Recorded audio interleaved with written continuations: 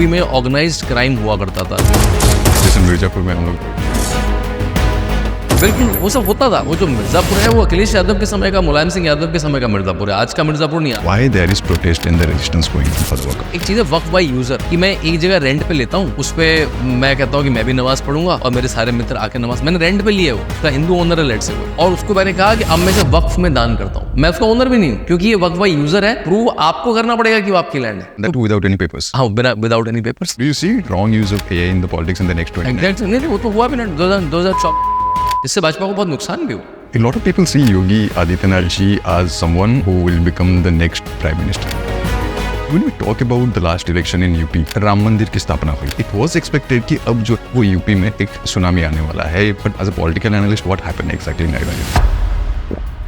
आपने कुंभ का मेंशन किया जी। ये कैसे पॉसिबल होता है कि 66 करोड़ लोग उसको एक इतने छोटे जगह पे मैनेज करना, वो कैसे होता है? Population wise India, China, Mahakumbh 2025 उसको मैनेज कैसे करा? एक तो that lies in the experience of Yogi Adityanath himself for the Kumbhs. उन्होंने 22 साल की उम्र में संन्यास ले लिया, उनके लिए it's a very known battle ground versus 2013 Akhilesh Yadav ji की बात आई थी। तो 2013 का जो पूर्ण कुंभ था उसमें अखिलेश यादव ने किसको इंचार्ज बनाया था पता है आपको?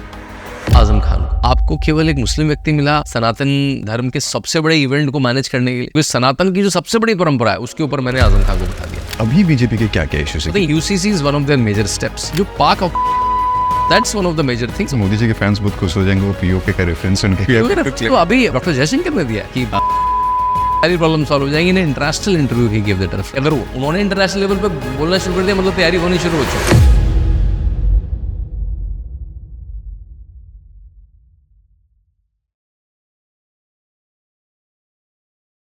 नमस्कार दोस्तों, वेलकम टू ओडी पॉडकास्ट।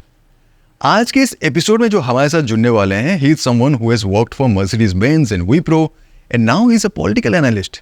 आप और मैं, जनरल ऑडियंस, जिस तरह से राजनीति को, पॉलिटिक्स को देखते हैं, उनका हमेशा एक अलग व्यू पॉइंट रहता है। He is someone who has worked closely with Bharatiya Janata Party in 2014 general election. He has written 3 books on Yogi Adityanath ji, trilogy, और उसके ऊपर अभी मूवी भी बन रही है। हम लोग उनके साथ बातें करेंगे इंडियन पॉलिटिक्स के बारे में कि अभी के डायनामिक्स क्या क्या है। हम लोग बातें करेंगे वक्फ के बारे में बड़े ही सिंपल तरीके से, आखिर ये है क्या, इसको लेके क्या मिसकॉन्सेप्शन है, इसको रेजिस्टेंस क्यों आ रहे हैं वक्फ को लेके। हम लोग यूसीसी के बारे में बातें करेंगे। हम लोग बात करेंगे बिहार के बारे में, बिहारियों के बारे में इतना जनरलाइज क्यों किया जाता है। और सबसे बड़ी बात है, we will not be talking about the problems only, इसके सोल्यूशंस के बारे में हम लोग बातें करेंगे। एंड वन मोर थिंग, आखिरकार क्या होने वाला है पीओके के साथ, इंडिया का नेक्स्ट स्टैंड क्या है, इसके बारे में भी हम लोग सच जानेंगे इस एपिसोड में। सारे टाइम स्टैम्प्स नीचे दिए गए हैं, किसी पर्टिकुलर टाइम स्टैम्प में जाके आप उस जगह पे इसको देख सकते हैं, इसके बारे में जान सकते हैं। एंड बहुत सारे लोग आते हैं चैनल पे, देखते हैं बट सब्सक्राइब नहीं करते। प्लीज़ टू सब्सक्राइब, बहुत अमेजिंग एपिसोड्स आगे आने वाले हैं और आपका सब्सक्रिप्शन ही हमें मदद करेगा to bring more amazing guest. Enjoy the show. Welcome to OD podcast. Shantanu ji, welcome to OD podcast. नमस्ते सोम। नमस्ते, thank you so much for sparing some time for us. अभी पॉलिटिकल माहौल देश में क्या है? देखिए, पॉलिटिकल माहौल 2014 से काफ़ी अलग माहौल है। 2014 से पहले होता क्या था, कांग्रेस के पास एक फॉर्मूला था चुनाव जीतने का, और वो फॉर्मूला उसने सारी रीजनल पार्टीज़ को, अधिकतर रीजनल पार्टीज़ को सिखा दिया था कि काम करने से चुनाव नहीं जीतते। 2 तरीके हैं आपके पास। हिंदू को हिंदू मत बोलो, हिंदू को बोलो तुम हिंदू नहीं हो, तुम ब्राह्मण हो, क्षत्रिय हो, यादव हो, मतलब उनको कास्ट में डिवाइड कर दो, 2-3 कास्ट को ले लो, और मुस्लिम कम्युनिटी को बोलो कि आप एक हो, आपको हिंदू से डर है, उनको अपीज करो, उनके लिए कुछ पॉलिसी बनाते रहो, उनको वक्फ बोर्ड दे दो, उनको places of worship act they दो, उनको शाहबानो दे दो, उनको कुछ चीज़ें दे दो, उनको अपीज करके लॉलीपॉप देते रहो, और ये आपको वोट मिल गया और साथ में कास्ट का वोट मिल गया, उसमें ला के आप सरकार चला सकते हो। यही उन्होंने ममता जी को सिखा दिया, यही उन्होंने लालू जी को सिखा दिया, यही मुलायम सिंह को सिखा दिया, यही स्टालिन को सिखा दिया। ऐसे वो सरकार चलाते। 2014 में आकर नरेंद्र मोदी ने पूरा प्लॉट चेंज कर दिया। उसने कहा काम से वोट मिलेगा। एंड 2000 और यही स्टेट्स में भी शुरू हो गए। Then you started having strong chief ministers, you having Yogi Adityanath, you have Hemant Biswa, you have Devendra Fadnavis, ऐसे स्ट्रॉन्ग लीडर्स भी आने लगे। तो एक battery of strong leaders create हो गए जो केवल इसलिए री-इलेक्ट हो रहे हैं क्योंकि उन्होंने काम बहुत अच्छा करा, क्योंकि मेरा जीवन सुधर गया इसलिए वोट दे रहा हूँ।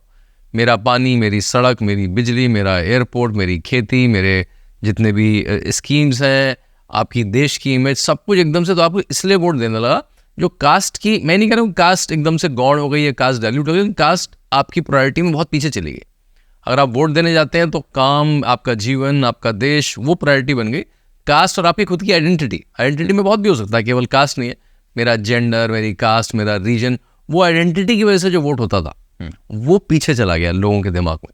तो ये जो पॉलिटिक्स चेंज हुई, that's a very new politics for everyone. इस वजह से पॉलिटिक्स कॉम्पिटेटिव भी बहुत हो गई, और बाकी सब लोग भी, इट्स वेरी गुड पॉलिटिक्स, बाकी सब लोगों को भी डेवलपमेंट की पॉलिटिक्स करने के लिए मजबूर होना पड़ा कि अदरवाइज वो पुरानी पॉलिटिक्स जो इजी थी, ठीक है थोड़ा इसको बोलो चारा ऐसा बोलो, नहीं चलेगा। सो ये जो शिफ्ट हुआ है इंडियन पॉलिटिक्स में, that's very encouraging. Excellent. We'll talk about politics, but before that, let me, go back to your story. You worked in Mercedes-Benz जी in corporate sector. आपने विप्रो में भी काम किया है। जी तो ये एकदम कॉन्ट्रास्ट सेक्टर में, now you are a political analyst, you are an author and movies coming on based on your book. ये कैसे कॉन्ट्रास्ट एकदम कैरियर आपने सिलेक्ट करने, व्हाई? देखिए वाई तो भी हाइंडसाइड में मैं बड़ा अच्छा सा आंसर दे सकता हूँ, बट मेरा आई थिंक लास्ट जॉब था स्विट्जरलैंड में। I used to work for Bank of Credit Swiss. तो I was at peak of my career, Switzerland में रहता था, I was married by then. तो वहाँ पे लगा कि मतलब जो अचीव करना था कर लिया ना, मतलब बड़ी गाड़ी, बड़ा घर, मतलब by your hard work. I come from a very low middle class family, पिताजी एक फैक्ट्री में काम करते थे। वहाँ से लेकर केवल पढ़ाई के बल पे I did my engineering, went to एक्सेलराई। ऐसा लग रहा था कि अब जो अचीव करना है कर लिया, right, can I do something else जो मेरे इंटेलेक्ट का ज़्यादा अच्छा यूज़ हो। उस समय मैं सोशल वर्क बहुत करता था, जैसे वीकेंड्स में कुछ कर दिया, CSR में कुछ कर दिया, and that work pulled me in at some point. वो ज़्यादा मज़ा आ रहा है, वीकेंड वाले काम में ज़्यादा मज़ा आ रहा है, जो 5 दिन तो बस ठीक है सैलरी आनी है तो you have to work for it. And उसी समय मैंने डिसाइड करा कि I will move into social sector. पहले तो एक दिमाग था सोशल सेक्टर में मूव करेंगे, पॉलिसी सेक्टर में मूव करेंगे। मैंने जो भी विदेश में काम करूँ तो थोड़ा एक्स्ट्रा अर्निंग ज़्यादा हो जाती है, वो लिया, थोड़ा स्कॉलरशिप मिला, मैं UK चला गया पढ़ने, IDS ससेक्स, इंटरनेशनल पॉलिटिक्स और पॉलिसी में पढ़ाई करने, मास्टर्स करने चला गया मैं। मतलब मेरा इंजीनियरिंग MBA 10 साल नौकरी, और उसके बाद U-टर्न एक तरह से लेके बिल्कुल अलग चीज़ में मास्टर्स करने UK चला गया। वहाँ पे मेरी क्लास में वर्ल्ड बैंक से लोग, मतलब कम से कम 20 कंट्री के लोग थे। मेरी क्लास के, मेरे लार्जर क्लास के लोग अपनी कंट्री के प्रेसिडेंट, प्राइम मिनिस्टर बन गए, कुछ लोग कोस्टारिका में बन गए थे, कार्लोस जो हमारी क्लासमेट थे। तो उनसे जो सीखने को मिला, उसके बाद I started working non profit sector. मैंने नांदी फाउंडेशन में काम किया, Centre for Civil Society, UNICEF. तो इससे पूरा देश देखने को मिला। गांव में रहा मैं बहुत सालों, पूरा ललितपुर एक बहुत छोटा डिस्ट्रिक्ट है UP में, गरीब डिस्ट्रिक्ट है, उसमें 1-1.5 साल काम करा, हेल्थ में काम करा, एग्रीकल्चर में काम करा, एजुकेशन में काम करा। वो सेक्टर इतना इंटरेस्टिंग होने लगा। हाँ, मेरी सैलरी 1/4 हो गई, जो मेरी 1 साल पहले। लोग पढ़ने जाते हैं कि अपग्रेड हो गया, आपकी सैलरी बढ़ जाएगी। मैंने पढ़ के और सैलरी अपनी कम कर दी, बिकॉज कॉर्पोरेट सेक्टर की सैलरी और सोशल सेक्टर की सैलरीज डोंट मैच। अब तो वैसे हो गया, अब तो सोशल सेक्टर में भी अच्छे सैलरीज हो गए, but this I am talking about 2009-2010। अब तो 15 साल में all the consulting companies have social practice, EY to Deloitte to PwC, they all have social practice now. तो फिर ये करते करते करते धीरे धीरे 2013-14 में आपने देखा होगा कंट्री का माहौल ही बहुत पॉलिटिकल था। सो मैं बाबा रामदेव को ज्वाइन किया मैंने उस समय। बाबा रामदेव के साथ मैंने उनका सोशल मीडिया करा। 2014 में मोदी जी का कैंपेन चल रहा था, उसमें भी कुछ कंट्रीब्यूट करा बाबा रामदेव के साथ मिलके। फिर धीरे धीरे मैं टीवी पे आने लगा, मैंने कुछ कमेंट्री करने लगा टीवी पे। टीवी कमेंट्री को और कंसल्ट करने के मैंने किताबें लिखनी शुरू करी। I thought that's a better medium. एक किताब आई, मिड लेवल चली। Then in 2017 I wrote this book, the monk who became chief minister, which is the definitive biography of UP chief minister Yogi Adityanath. Correct. उसके बाद से people started considering me author, from Jaipur literature festival to Kalinga literature festival to Puri literature festival to Goa to IITs, IIMs to national university of Singapore. उसको मैं विदेश लेके गया। I did a big tour of United states, Stanford से लेकर Harvard से लेकर मैं न्यूयॉर्क से लेकर कैलिफोर्निया तक आई डिड मल्टीपल इवेंट्स। 2023 में मैं चीवनिंग स्कॉलर था ऑक्सफोर्ड में। वहाँ पे मैंने UK में, वहाँ की हाउस ऑफ लॉर्ड्स में जो उनका है, वहाँ पे ब्रिटिश पार्लियामेंट में, इंडियन एम्बेसी में, वहाँ पे किताब को योगी जी की लॉन्च किया।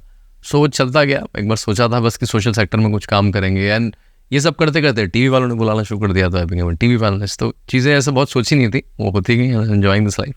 So down the line, like 15 years, जो transition आपका रहा from the corporate sector, working in Mercedes-Benz, and withdrawing big salary, Right. big car, like you mentioned. Right. So right now, when you see yourself, was it worth it ये जो transition रहा? या मैं पहले से, मतलब मेरे साथ के जो लोग हैं उनसे छोटे घर में रहता हूँ, उनसे छोटी गाड़ी चलाता हूँ, रेंट के घर पर रहता हूँ, सेकंड हैंड गाड़ी चलाता हूँ, लेकिन आनंद उनसे शायद 10 गुना ज़्यादा आता है। बहुत लॉट ऑफ माई फ्रेंड्स की यार तुम बहुत अच्छा कर रहे हो, वैसा करने का मैंने कहा छोड़ दो नौकरी, बट वो छोड़ना बहुत मुश्किल होता है ना, क्योंकि Everyone can afford it. Correct. आपके 2 लोन होते हैं, आपने बड़ा घर खरीद लिया होता है, बड़ी गाड़ी खरीद ली होती है, बड़े टीवी, बहुत सारे आपके एक लाइफस्टाइल होता है, उससे उस लाइफस्टाइल से चेंज करना बहुत मुश्किल होता है. So me and my family is now used to that life. हम लोग बहुत घूमते हैं. My kids, I have 2 kids, both are home schooled. हम लोग सब बहुत घूमते हैं और खूब मज़ा करते हैं. Shantanu ji, you mentioned about in 2014 you contributed in PM Modi's campaign. Right, या I think- मैं बाबा रामदेव के साथ था. हाँ, उनके साथ जुड़ के आपने contribute किया. And I think that year in 2014, ये मुझे लगता है कि everyone will remember because the kind of change we see in the Indian politics in terms of using the digital medium, using immense. social media. No one has realized the potential कि यहाँ पे भी politics इतना काम कर सकता है effectively. He did that, PM Modi. So how was it like when you see that, you know, आपको पता था कि ऐसे होने वाला है, या फिर how when you see right now, अब जिस तरह से चल रही है politics, how do you see the use of technology, especially अभी तो AI का भी इस्तेमाल हो रहा है, Right. and you are in the corporate sector, आप थे वहाँ पे, तो कैसा आप देखते हैं इसके utilization? देखिए, Narendra Modi is early adopter of lot of things and social media is one of them. वो बहुत अर्ली अडॉप्टर थे. और कांग्रेस की साइड से मेरे ख्याल से शशि थरूर, राइट, उन्होंने अर्ली अडॉप्ट कर लिया था ट्विटर को, फेसबुक को. इंस्टाग्राम तो नहीं आया था तब तक. और अर्ली अडॉप्टर से देखिए, पॉलिटिक्स में है क्या, आपको अपनी बात को बहुत लोगों तक पहुंचाना है. कैसे पहुंचाते हैं आप? अब तक कैसे पहुंचाते थे आप? टीवी, आप कुछ बोलते थे वो टीवी पे जाता था, आप कुछ बोलते थे वो रेडियो पे जाता था, और आप रैली में हजार मतलब लाख, 2 लाख, 5 लाख लोग, लेकिन उसकी सबकी लिमिटेशन है. वर्सेस सोशल मीडिया जो आपके हाथ में मोबाइल पूरे दिन है और आप पूरे दिन देख सकते हैं. I think Narendra Modi must have started कि ये एक और मीडियम है. I remember he used a hologram of himself. हाँ, वो भी शुरू करा. present नहीं हाँ, होते थे. वो जहाँ मतलब आप एक जगह रैली करते थे और आप Correct. बाकी जगह होलोग्राम से रैली. तो आई थिंक दूसरा एक था PRI लाइंस. उन्होंने क्या यूज करा, जैसे अगर वो उनकी रैली चल रही है तो आप एक नंबर पर डायल करके उनकी रैली सुन सकते हो. तो 30, 40, 50,000 concurrent users used to hear to his rallies, right. और चाय पे चर्चा, आप एक दुकान पे चाय पे चर्चा में बैठे हो और नरेंद्र मोदी भी आपसे बात करेंगे टीवी के माध्यम से, जो आप रैंडम किसी उड़ीसा में, भुवनेश्वर में, पुरी में, मेरठ में, दिल्ली में, गाजियाबाद में, जयपुर में कहीं बैठे हैं, चाय पे चर्चा वो ऑर्गेनाइज करी उन्होंने. तो टेक्नोलॉजी का जो भी माध्यम है, चाहे वो फ़ोन से हो रहा है, चाहे वो वीडियो के थ्रू हो रहा है, चाहे वो होलोग्राम के थ्रू हो रहा है, उससे भी आदमी को ये लगा कि जब आदमी कैंपेन ही इतनी सुंदर तरह से कर रहा है तो देश में भी उतना है. तो वो that he is using technology so much, इससे यूथ बहुत ज़्यादा अट्रैक्ट हुआ and he was able to reach so many people. तो यही पॉलिटिक्स या किसी पॉलिटिशियन का आउटरीच होता है. पॉलिटिशियन भी एक तरह से एक प्रोडक्ट तो नहीं है, मतलब एक अपने थॉट को सेल कर रहा है कि भाई ये मेरा थॉट है, ये मेरी आइडियोलॉजी है, ऐसे मैं गवर्न करूंगा. कोई भी प्रोडक्ट भी ऐसे होता है. तो प्रोडक्ट को अगर आप बहुत दूर तक ले जाना है तो आपको सारे एम्पलीफिकेशन के आप मोड यूज़ करेंगे.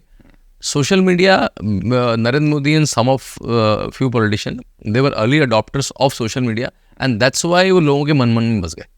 और नाउ तो खैर अब तो खैर it's open game, everybody is on social media.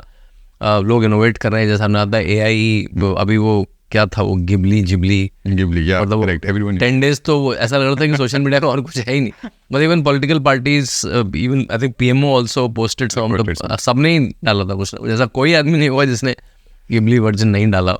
तो अब तो क्या क्या आता जाएगा, लेकिन उसमें बहुत सारा फेकरी भी शुरू हो गया, क्योंकि अब very easy to imitate somebody's voice, very easy to imitate somebody's even a moving video of someone.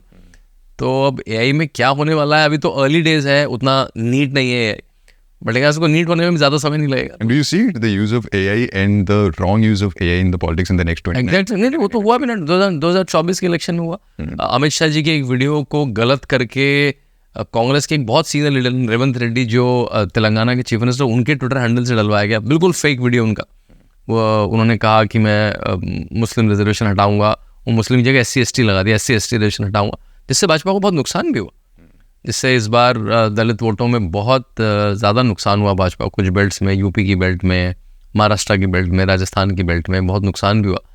तो हाँ, ये आएगा, इसके अराउंड लॉज भी आएंगे, लेकिन I think this is here to stay.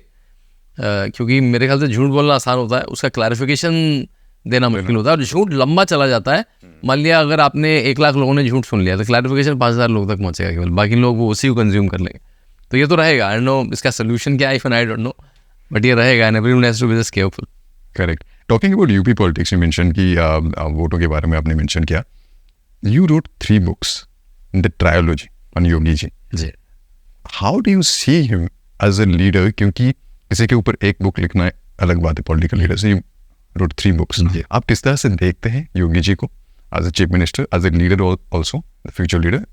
And UP का पहले का जो माहौल था, you mention about Akhilesh Yadav as well. UP पहले क्या था during Akhilesh Yadav, and right now what is UP under Yogi ji? देखिए वो 3 बुक का तीनों का अलग अलग जॉनर है, तीनों का अलग अलग थीमेटिक एरिया है. पहली book is a definitive biography, मतलब 2017 से पहले का उनका जीवन. सो ही बीइंग बोर्न इन उत्तराखंड, उनके पिताजी फॉरेस्ट रेंजर थे, वहाँ से वो कॉलेज में गए, उन्होंने क्यों संन्यास लिया, संन्यास लेके जब आए तो वो पहली बार जब मेंबर ऑफ पार्लियामेंट बने 1998 में, फिर 99 में, फिर 2004, 2009, 2014 में, वहाँ तक की जर्नी.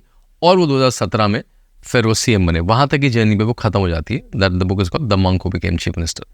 फिर दूसरी बुक आई, वो 5 साल बाद आई, तो 2022 में आई बुक था, जब उनका 5 साल का टेन्योर पूरा हो चुका था. दैट वाज कैसे उन्होंने यूपी को बदल दिया, क्योंकि मैं खुद यूपी से आता हूँ, मैंने अपनी आंखों से यूपी देखा है.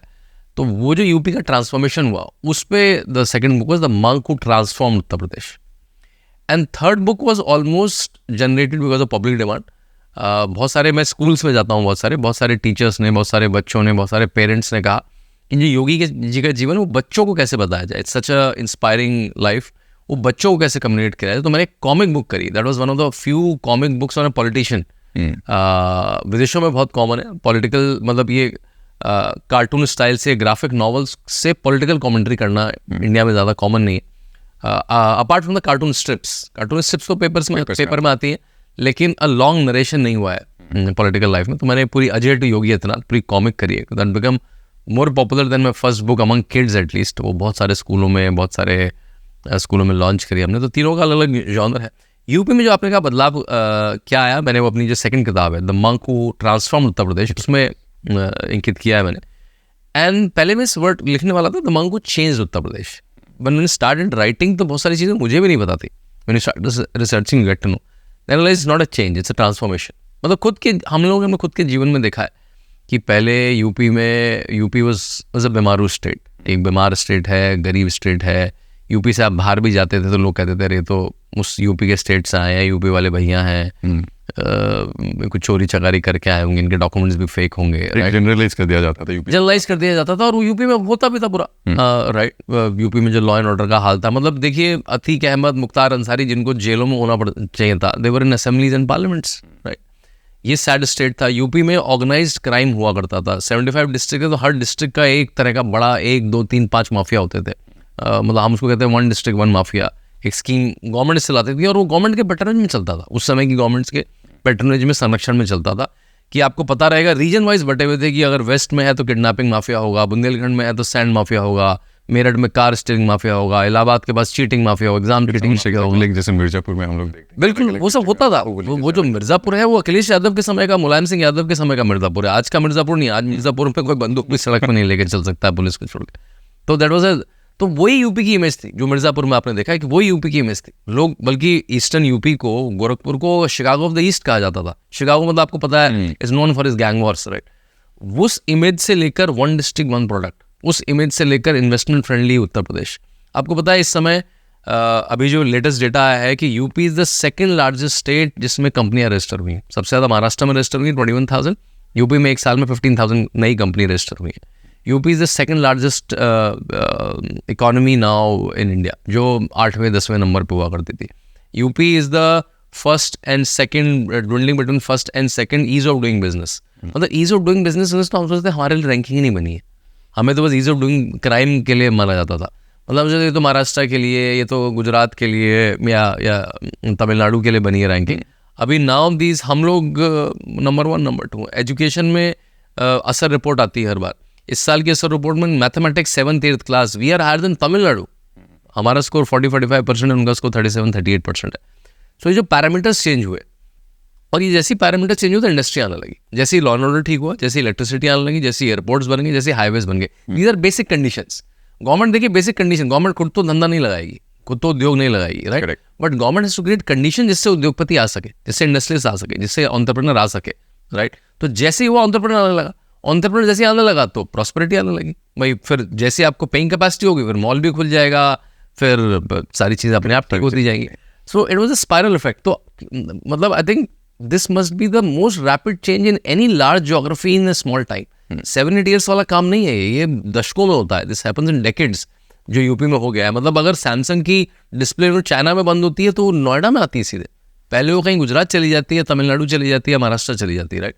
अभी माइक्रोसॉफ्ट ने हैदराबाद के बाद सबसे बड़ा उनका इंडिया सेंटर खोला है, तो वो उत्तर प्रदेश में खोला है। IBM अपना जो बड़ा सेंटर खोल रही है वो लखनऊ में खोल रही है। So from technology companies to construction companies to automobile companies are all landing up in UP. मतलब हम लोग 17 से पहले जो यूपी था और आज के यूपी में तो जमीन आसमान का फर्क है। So what are those, if I can ask, what are those 2-3 factors of Yogi ji जो कि उन्होंने इतने क्विकली इतने ट्रांसफॉर्म कर लिया यूपी को? अरे एक तो उनके साथ एडवांटेज रही that he was almost studying UP for so many years, and I think this must be the first case so जहाँ पे एक parliamentarian who stayed in parliament for 19 years and then became the chief minister, right? ऐसे example है parliament, नवीन बाबू भी पहले parliamentarian बने फिर chief minister बने, लेकिन 2 साल 3 साल ऐसा केवल, लेकिन 19 ईयर पार्लियामेंट में रहने देखता होता आपको you and that too large in opposition governments. मतलब अटल जी के टाइम में भी रहे parliamentarian, but large in Manmohan Singh government, right. तो आपको पता होता कि चल क्या रहा है देश में, and he was a very active parliamentarian. मतलब 80% 90% अटेंडेंस है उनकी, वर्सेज आप कभी राहुल गांधी की अटेंडेंस देखेंगे उनके कंपैरिजन में तो 40%, अखिलेश यादव की 33% थी उस टाइम में, अभिषेक बैनर्जी की 13-14% थी लास्ट पार्लियामेंट में, right. So he was a very active parliamentarian, 85-90%.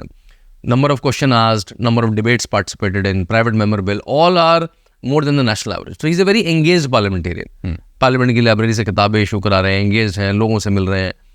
फिर अपने गोरखपुर में he is meeting 200-300 people every day. मतलब वहाँ अगर आप चले जाओ तो आपको लगता है एक सरकार अपनी चल रही है। तो अगर आपने जो हमने मूवी का टीजर आया हमारी, उसमें यही है लास्ट लाइन, वो शिष्य बनने आया था, जनता ने उसे सरकार बना दिया। मतलब वो जनता की अपनी सरकार वहाँ पे चलती थी, चाहे मुलायम सिंह यादव मुख्यमंत्री हो, चाहे अखिलेश यादव मुख्यमंत्री हो, चाहे मायावती मुख्यमंत्री हो, उनकी एक अपनी सरकार चलती थी, because people made in the सरकार। क्योंकि उन लोग अपनी रिक्वेशन, सरकार तो नहीं सुन रही है, किसी की FIR नहीं लिखी गई, किसी की विधवा पेंशन नहीं मिल रही है, किसी की स्कॉलरशिप नहीं मिल रही है, किसी की फसल बीमा नहीं मिल रहा है, जो भी किसी को प्रॉब्लम है, not only in Gorakhpur, in lot of other districts of eastern UP. कई बार तो बिहार से लोग आ जाते थे, उनका सरकार चलता, उनका एक अपना सरकार चलता था, because he was helping people. वहाँ पे पूरी मैं देखता था, वहाँ पे टाइपराइटर से लेटर टाइप हो रहा है, DM को लेटर जा रहा है, CDO को लेटर जा रहा है, दूसरे डिस्ट्रिक्ट में लेटर जा रहा है। तो he was using his power as MP, he using his power as a mahant of Gorakhnath Math, his respect there, and getting work done for a lot of these poor people. तो रोज 300 से 20 साल से मिल रहे हैं, और उसके बाद वो एक दिन में 7-8 गाँव जाके आते थे अपने एरिया में। That's why he was super trained. So इस ट्रेनिंग के साथ पार्लियामेंट की पूरी ट्रेनिंग है 19-20 साल की, with the likes of Atal Bihari Vajpayee and Advani ji and Sushma Swaraj. I remember his video, first video जब उन्होंने पार्लियामेंट में शपथ ली थी, so young in that video, right, वो बहुत वायरल किया था। या तो वो पूरी ट्रेनिंग उनकी पार्लियामेंट में 19 साल की, वेरी एंगेज पार्लियामेंटेरियन। रोज 300-400 लोगों से मिलना, तो रोज 300-400 लोगों से मिलते तो आपको पता लग जाता है लोगों की प्रॉब्लम है क्या। It's almost like a sample survey, right. वो 20 साल से चल रहा है सैम्पल सर्वे, 20 साल से। फिर मठ के अपने इंस्टीट्यूशन है बड़े बड़े, वो इंस्टीट्यूशन चलाना, मतलब बड़े इंस्टीट्यूशन है, 400 bed hospital, ayurvedic hospital, nursing institute, large colleges, large schools, इन सबको चलाना लाइक ए CEO। क्योंकि इन सबको चलाना आसान नहीं था। घर में एक छोटी सी बर्थडे पार्टी होती है, हम लोग परेशान हो जाते हैं, राइट। आपको सोचिए 5000 बच्चों का स्कूल, 4000 बच्चों का कॉलेज, 400 बेड का हॉस्पिटल, मल्टीपल मठ, ये सारी चीज़ें वो जब वो 22 साल के थे तब से चला रहे, right. So these all 3 experiences, and then जैसे मैंने जब बायोग्राफी में ट्रेस करा, he is a BSc MSc person. MSc उनकी 3-4 महीने से रह गई क्योंकि उन्होंने संन्यास ले लिया बीच में, and then is gurukul trained also मठ में। तो ये combination is Yogi Adityanath. All of this together, like BSc, MSc, Gurukul education, 19 years in parliament, Janta Darbar of 200 people for 20 years, right? Visiting multiple villages, winning 5 Lok Sabha elections in a streak. When BJP was doing down, जब BJP अच्छा नहीं कर रही है 2004-2009 में, he is winning with exponential margins in Gorakhpur. तो ये सब का combination when comes to Lucknow becomes like a atom bomb, right? Atom bomb of governance. तो उनको हर चीज़ back of the hand पता थी. And he used all his commitment and knowledge and hard work and tapasya to the governance of Uttar Pradesh. A lot of people see Yogi Adityanath ji as someone who will become the next prime minister. एक comparison बहुत होता है social media में, Twitter पे trend करता है. Then people talk about the fallout between Yogi ji and Modi ji, which Amit Shah ji has cleared. उन्होंने पास में कहा. तो आप किस तरह से देखते हैं who is going to be the next leader, supreme leader अगर हम लोग कह सकें?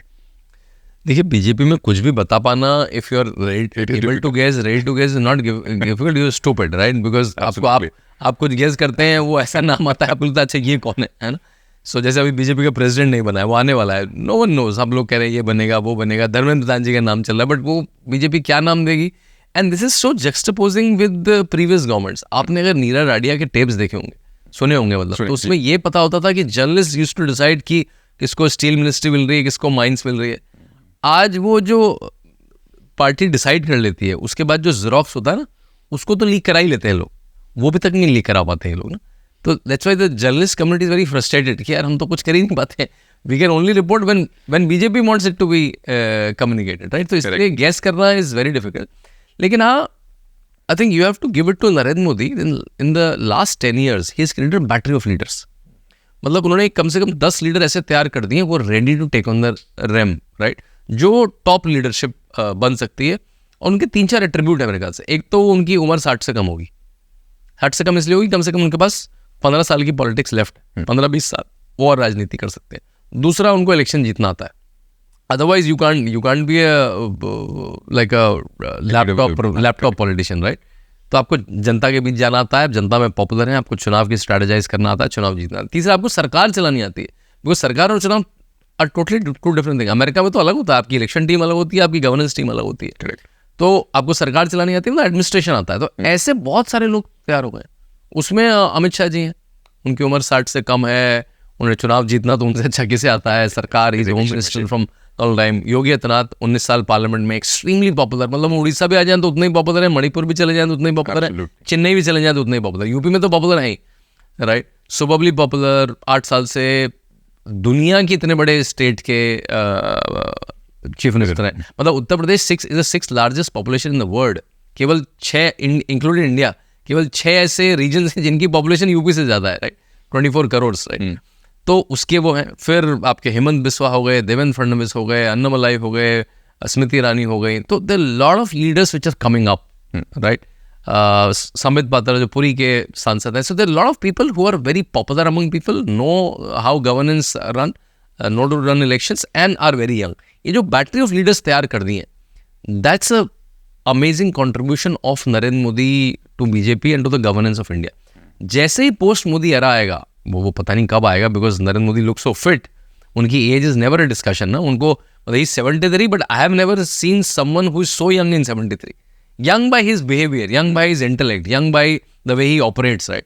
तो जैसे कहते हैं Sachin Tendulkar will decide when he will retire. तो वो तो जब रिटायर होंगे तब होंगे. लेकिन पोस्ट मोदी एरा के लिए there are lot of battery of leaders who are ready to take the top position, I think. But talking about politics and talking about the elections, like you said, कि a leader is someone जो कि दोनों चीज़ों में हो, administration में भी हो और इलेक्शन जीतने भी आता है, right. and Yogi ji is someone like that. But when we talk about the last election in UP, Ram मंदिर की स्थापना हुई on 22nd of January. A lot of people thought that this is the changing moment. Right. तो कहीं ना कहीं पे it was expected कि अब जो वो यूपी में एक सुनामी आने वाला है, we are going to clean sweep and all of these talks. But what happened in Ayodhya? As a political analyst, what do you see कि what happened exactly in Ayodhya? देखिए, अयोध्या की जो seat है उसका नाम है फैजाबाद, राइट. अयोध्या की seat का नाम अयोध्या नहीं है, उसका नाम है फैजाबाद. डिस्ट्रिक्ट का नाम योगी जी ने फैजाबाद से रिटेन करके अयोध्या कर लिया. I think first we have to know that वो टिपिकल भाजपा की सीट नहीं है. 14 में जो आप सीट जीते, 19 में जो सीट जीते, they are not typical Bhajpa seat. वो तो आप मोदी वेव में जीत गए बहुत सारी सीटें. लेकिन उसके डेमोग्राफी के बारे में थोड़ा बताइए. मैं बताता हूँ, पहले उसमें आता हूँ पूरा कि it's not a typical BJP seat. उसके पहले वो कांग्रेस के पास रही, उसके पहले वो बीएसपी के पास रही seat, Faizabad seat, right. Ayodhya जो विधानसभा सीट है, the assembly seat was with BJP from long time, but not the Lok Sabha, right. Faizabad में 5 असेंबली सीट आती, जिसमें से एक अयोध्या है, रेस्ट ऑल अदर एक मिल्कीपुर है, अलग अलग सीट है. जब जो झूठा नैरेटिव चलाया, जो मैंने आपको बताया था, अमित शाह का जो फेक वीडियो चलाया और कहा कि रिजर्वेशन चला जाएगा, दलित रिजर्वेशन चला जाएगा, कॉन्स्टिट्यूशन चेंज हो जाएगा, वो अखिलेश यादव ने बहुत स्मार्टली, कनिंगली पूरे यूपी में फैला दिया, व्हाट्सएप ग्रुप्स में फैला दिया. उसका असर पूरे यूपी में, उसका असर अयोध्या में भी हुआ, राइट. पहली बात. दूसरा, ड्यूरिंग लोकसभा इलेक्शन आप पता कर सकते हैं आप किस किस असेंबली में जीते, बिकॉज जो इलेक्शन का काउंटिंग होता है वो असेंबली सीट वाइज होता है. तो अयोध्या की सीट भाजपा जीत गई थी. और जो 4 सीट थी, उस किसी में 10,000, किसी में 12,000 के मार्जिन से BJP was trailing, BJP trailed. तो वो सारे मैं एडअप कर दूँ तो 50,000 से दे ट्रेल्ड. तो वो जो नैरेटिव चला कि संविधान बदल जाएगा, रिजर्वेशन चला जाएगा, वो पूरे यूपी में it work negatively for BJP, worked in Ayodhya also, right. लेकिन इस तरह की अफवाह से आप एक बार तो चुनाव जीत सकते हैं, बार बार नहीं जीत सकते. तो जो अवधेश कुमार जो सपा के सांसद बने वहां से, उन्होंने अपनी सीट छोड़ी, एमएलए की सीट छोड़ी, तो वहां पे री इलेक्शन हुआ मिल्कीपुर। री इलेक्शन में his son fought, son is almost extension and he lost miserably. 70-80 हज़ार वोट से वो असेंबली हार गया भी हुआ वो इन कपल ऑफ मंथ्स बैक। तो मेरे ख्याल से वो पहले से रिक्लेम होना शुरू हो गया है। वो झूठ के चक्कर में जो चला था नहीं चला वो अलग बात है। और उस समय तक ना अयोध्या की जनता ने और बहुत सारे लोगों ने अयोध्या को एक्सपीरियंस भी नहीं करा था। 22 जनवरी को खुला और 2-3 महीने में इलेक्शन हो गया। अभी आपको पता है पिछले साल में 2024 में, मैं पहले आपको बताता हूँ कि कितने लोग आते थे। जब तक मंदिर नहीं बना था वहाँ पे एक साल में 3 से 4 लाख लोग आते थे। बड़ा नंबर है, 3 से 4 लाख लोग आते थे। लेकिन अयोध्या के जो महत्व है उसके प्रोपोर्शन में 3 से 4 lakh is a very small number. 2024 में 13.5 करोड़ लोग आए, which is 1 crore more than Taj Mahal, which is like a international thing जो आपके ट्रैवल गाइड्स में होता है। सारे दुनिया के आप किसी लंदन में बैठे होंगे, ट्रैवल गाइड ऑफ इंडिया की देखेंगे उसमें ताजमहल बना होगा। और लोनली प्लैनेट की किताब इंडिया की खोलेंगे उसमें ताजमहल बना होगा। वो जितने टूरिस्ट आते हैं उससे भी 1 करोड़ ज़्यादा टूरिस्ट अयोध्या में आए। तो अब जो रिवर्बरेंस होगा अयोध्या का अपकमिंग इलेक्शन में, क्योंकि सबने देख लिया है क्या महिमा है। प्रयाग में 66.3 करोड़ लोग आके चले गए। मतलब मुझे बार बार ये नंबर बड़ा मज़ेदार लगता है कि जब लास्ट इलेक्शन हुआ 2024 में, उसमें 64 करोड़ लोगों ने वोट किया। 64 crore people voted in Kumbh, voted in election and 66.3 people came in Kumbh. Vote तो करना आपके आधे किलोमीटर में जाना होता है। कुंभ में तो आपको अपने उड़ीसा से उठ के जाना है, तमिलनाडु से उठ के जाना है, बंगाल से उठ के आना है। मतलब लोगों ने हजार किलोमीटर चले गए, लेकिन वोट करने के लिए 64 करोड़ लोग आए। और अब इतने लोग जब जाके आए हैं वहाँ पे, सो दे विल सी कि नरेंद्र मोदी ने कैसा कुंभ करा, योगी आदित्यनाथ ने क्या कुंभ क्रिएट करा। बीजेपी को केवल 24 करोड़ वोट मिले थे। Will this voting behavior also change massively towards BJP just because of Prayag Kumbh? Is a high possibility. A lot of researchers are working on that. तो ये जो हुआ है, तो ये मैंने आपको अयोध्या का फिनोमेना बताया कि वो एक फ्लूक चल गया उनका, एक झूठ चल गया उनका। वो मिल्कीपुर के बाई इलेक्शन में देख लिया, वो करेक्ट हो गया। उन्होंने महाराष्ट्र के इलेक्शन में, हरियाणा के इलेक्शन में, यहाँ तक कि दिल्ली के इलेक्शन में देख गया कि कोर्स करेक्शन हो रहा है। So I think I see that. Will come back to the election and everything. आपने कुंभ का मेंशन किया जी। जब कुंभ चल रहा था, आई रिमेंबर कि one of my friend who came from US with her entire family just to attend the Kumbh. जी। Then यहाँ पे भी मेरे जितने दोस्त हैं, आई थिंक ऐसा हार्डली कोई होगा जो कि कुंभ नहीं हो। 66 करोड़ लोग हैं तो हर दूसरा तीसरा आदमी गए ये Kumbh. Correct. Unfortunately I couldn't. But ये जो नंबर हम लोग बात कर रहे हैं 66 करोड़ का, इतनी भीड़, इतने ज़्यादा लोग, इसको मैनेज करना, I have seen in couple of places you talked about it, the way Yogi ji did that. How do you see that? ये कैसे पॉसिबल होता है कि 66 करोड़ लोग, ये तो आई थिंक अगर 10-12 यूरोपियन कंट्रीज को हम लोग मिला रहे तो भी इतनी पॉपुलेशन नहीं होगी, उसको एक इतने छोटे जगह पे मैनेज करना, वो कैसे होता है? देखिए, पहले तो जैसे आपने कहा 66.3 करोड़, मतलब पूरा यूरोप की पॉपुलेशन भी मिला के नहीं होगी।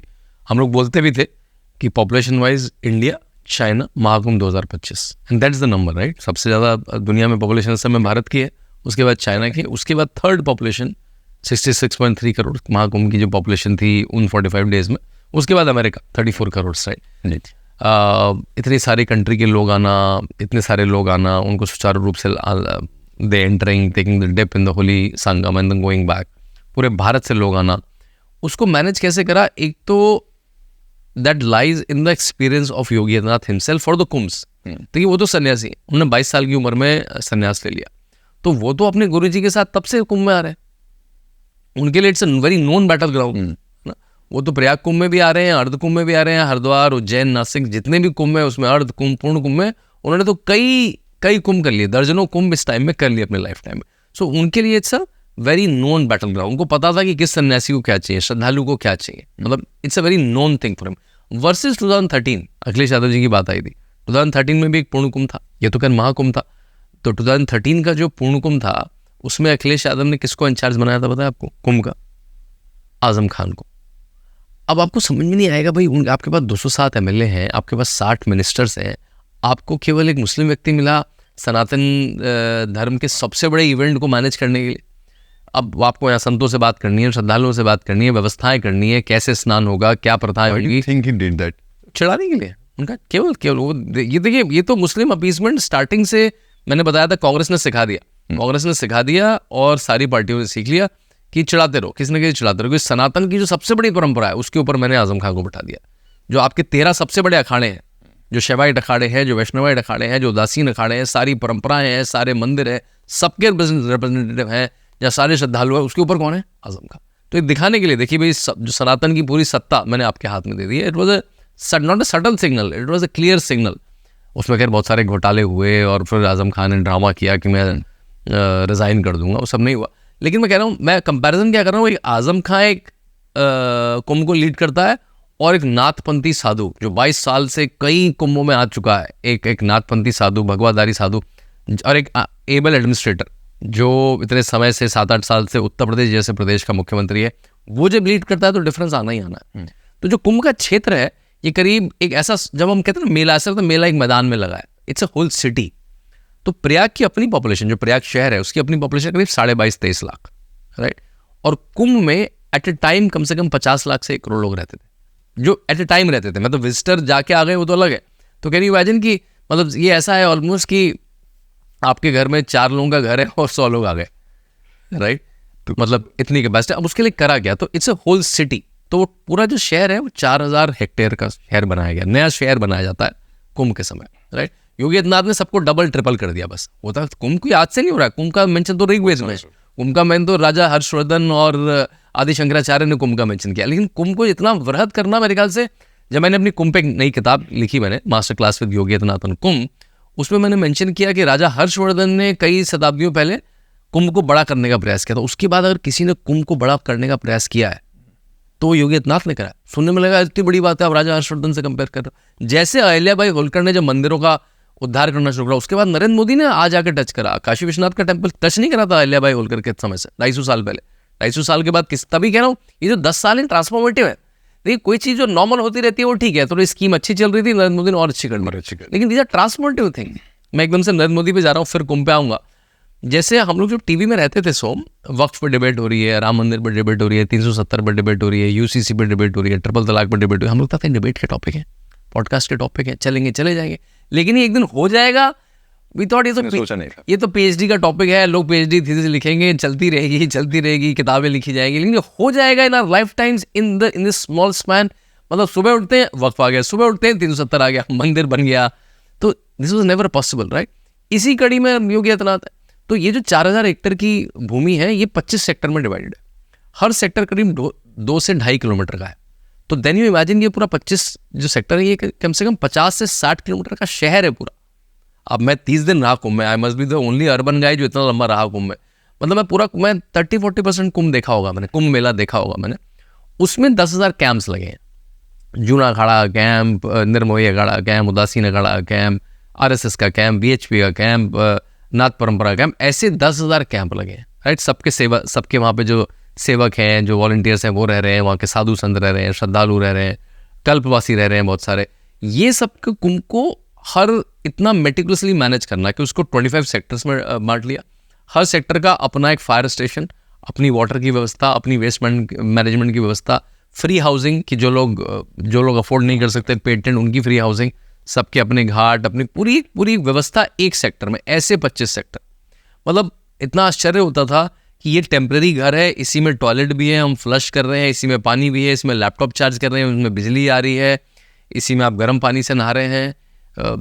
कितना लगा ये प्रिपेयर करने के लिए? ये प्रिपेयर करने के लिए प्रयाग में टाइम बहुत कम मिलता है सोम। प्रयाग में टाइम इसलिए कम मिलता है बिकॉज संगम कौन सा तट छोड़ेगा ये आपको 4 महीने पहले पता लगता है बस। और जो सिंप्लीफाई कर दीजिए, संगम कौन सा, संगम क्या है? हाँ, तो संगम की 3 नदियां हैं। हाँ, संगम 3 नदियां हैं, गंगा, जमुना, सरस्वती। जो हमारी पौराणिक कथा है, जो हम विष्णु के 10 अवतारों में मान्यता है कि 9 अवतार हो चुके हैं, 10वां अवतार कल की आने वाला है। बल्कि उसकी ऐसी कथा है कि जो 10वां अवतार है, हमारे संभल एक जगह है उत्तर प्रदेश, वो माना जाता है। उड़िया लोग बोलते हैं कि उड़ीसा में भी एक संभल नाम की जगह है जहाँ पे वो कल की आएंगे। तो कहानियाँ ऐसी। तो जब वो समुद्र मंथन हुआ, देवताओं और दानवों के बीच में, राक्षसों में समुद्र मंथन हुआ, तो कुंभ निकला। कुंभ मतलब घड़ा। कुंभ का जो मीनिंग है उसका नाम है घड़ा। एक मिट्टी का घड़ा, उसमें अमृत था। उसके लिए एक तरह से लड़ाई हुई कि हम लेंगे कि। वो लड़ाई के बीच में, छीना झपटी के बीच में उसकी 4 बूंदें कुछ जगह टपक गई। कहाँ टपकी? ऊपर से शुरू करते हैं। उत्तराखंड में हरिद्वार में गंगा नदी में, उत्तर प्रदेश में संगम में, गंगा जमुना सरस्वती के संगम में प्रयागराज में, उज्जैन में जो इस समय मध्य प्रदेश में शिप्रा नदी में गिरा, और नासिक में महाराष्ट्र में जो है वहाँ पे गोदावरी नदी में गिरा।